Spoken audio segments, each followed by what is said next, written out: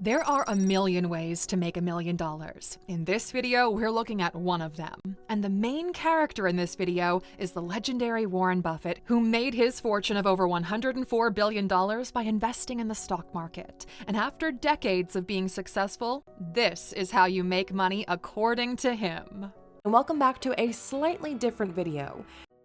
I bought my first stock in the spring of 1942. I was 11. So there's a reason why Warren Buffett repeats this in almost every interview he does. It's simply powerful. Investing as early as possible will put you ahead of 97% of people out there. And this is possible because of what Wall Street people call the eighth wonder of the world: compound interest. They don't teach you about stuff like this in school. And the only trade-off you make when investing in your youth is you don't get to spend your hard-earned money on liabilities. But once you see the magic of compound interest, you'll understand the advantage of starting early. Well, if you have to closely follow a company, you shouldn't own it. Getting literally glued to a screen, checking the price every hour, or in some extreme cases every few minutes to see if they made a profit. If you've got doubts about your investments, maybe you shouldn't have made them in the first place. Good investments don't require constant maintenance. They do the heavy lifting for you over extended periods of time. It's all about understanding the fundamentals, and that's precisely what Warren Buffett focuses on, and the reason why 80% of Berkshire Hathaway's portfolio is made up of only a handful of companies that they've been holding on to, in some cases, for decades. And if you're wondering why you might encounter this tendency in your investment behavior, well, there are two reasons. You're either playing the short-term game, which is a loser's game according to Buffett, or you're not ready emotionally and psychologically to hold your investment. You don't want to get hung up on trying to make economic analysis because nobody's any good at it. You don't get rich doing that. Now, you might be tempted to try and pick the bottom and the top to maximize your profits, but that signals only one thing: that you don't understand how things work from a macro perspective. The stock market is heavily influenced by what goes on in the global economy. Technology, politics, innovation, and supply chain issues all play a part, and the global economy is heavily influenced by things that we can't predict. This includes events like pandemics, wars, supply chain issues, and even ships getting stuck in canals. And only a fool will tell you that those things can be predicted entirely. The only way to pass calmly through the storm is to understand that eventually it will pass. Warren Buffett has lived to see 14 presidents, 7 wars, and all sorts of devastating macro events, and not even people like him who are seasoned investors can make such predictions. In his life, his bet was on one single thing: that through all of the events, the US will be victorious, and as long as that remains true, his investments are going to be profitable. He understands that any attempt to predict such events and create an economic analysis based on that will only deviate from his long-term goals.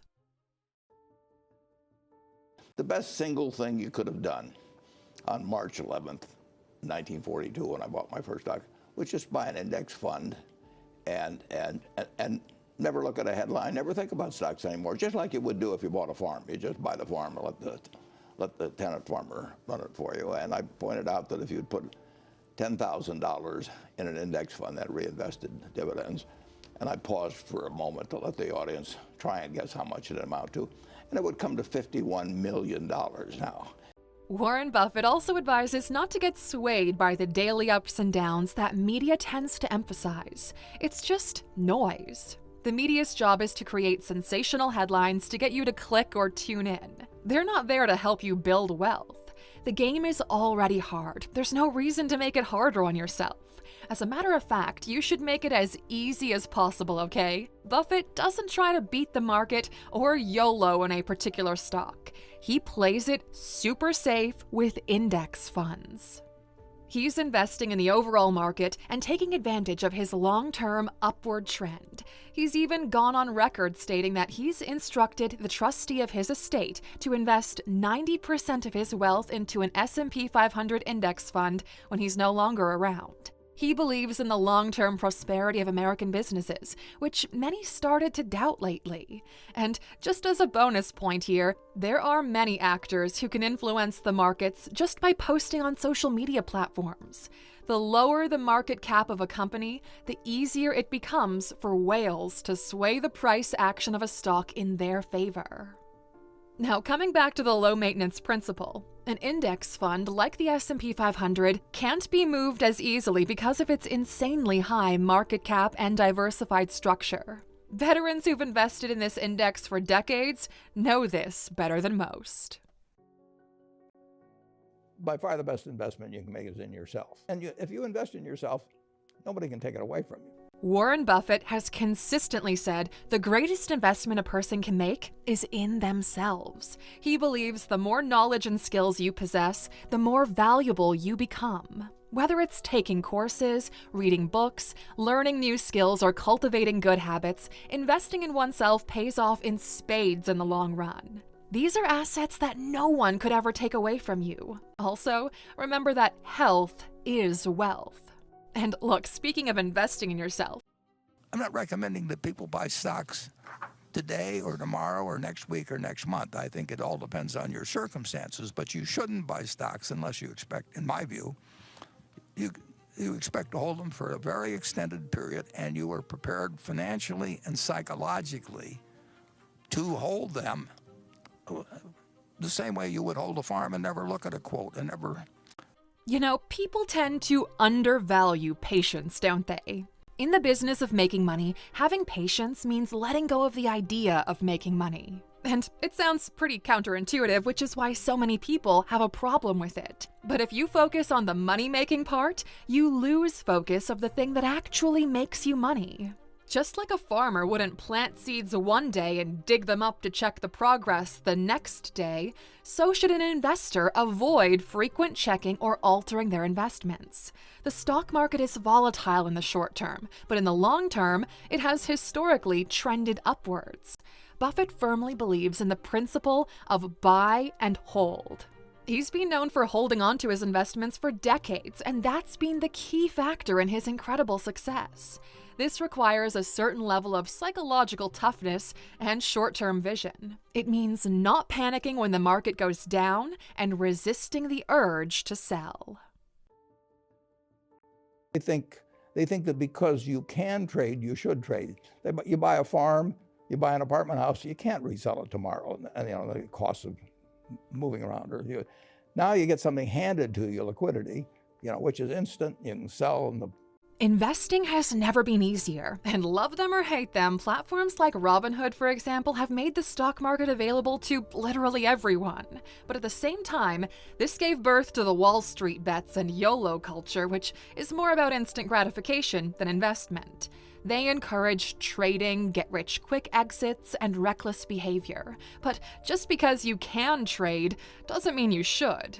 In fact, seasoned investors like Buffett advise against it. That's because trading often, chasing the hottest stock, or attempting to time the market rarely results in long-term wealth creation. It actually leads to poor decision-making, driven by emotions such as fear and greed. And fear and greed will diminish your wealth, not increase it. Investing and emotions are like oil and water. They simply don't mix. Remember, the stock market can be a tool for wealth creation or a device for transferring money from the impatient to the patient.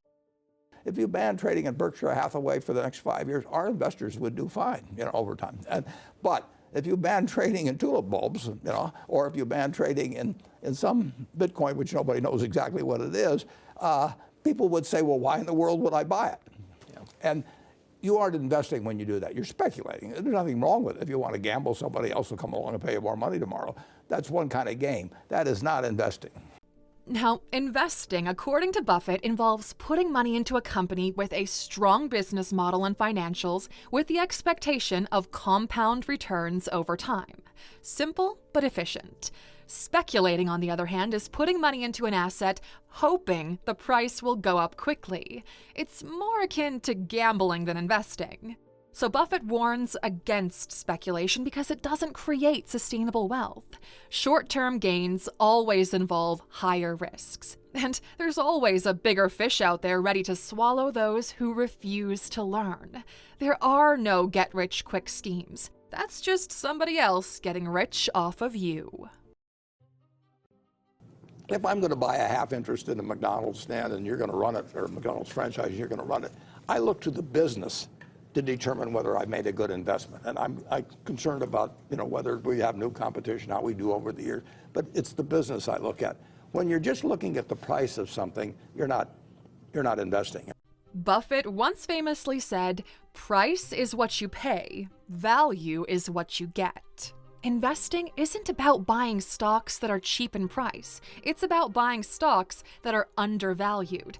Big difference, okay? It's about finding companies that are worth more than their current market price. And to find these companies, you have to dig into their financials, understand their business models, and assess their leadership and competitive advantage. Again, it's important to not be swayed by price movements or market sentiment.